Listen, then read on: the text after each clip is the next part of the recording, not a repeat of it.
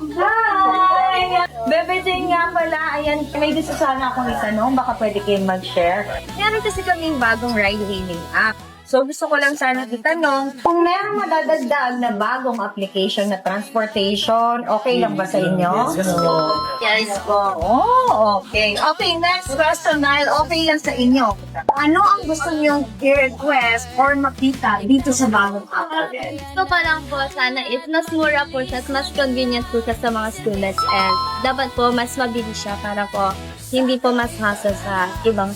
Alright, third question. Laging may nababalita na may mga holdapan at hindi maayos na rider magpatakbo ng motorsiklo o ng sasakyan.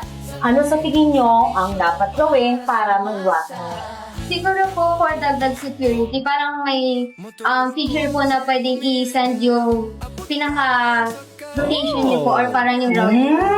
Okay, tama.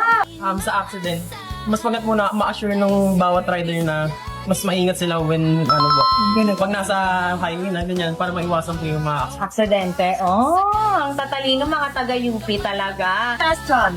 Kung kayo ang tatanungin, anong gusto nyo? Filipino made or puti made or foreign made? For me po, Filipino made, para ma-promote ko na yung katalino ng follower ko. Okay. Ayan, kaya i-download nyo na yung Sakay PH. Available na yan sa Android at sa iOS. Sakay PH. So, ano pang inaantay nyo? Available na yun. I-click nyo na lang sa iOS, Android, Sakay PH. Let's go! Biyahe mo, alaga namin saan man kailanman.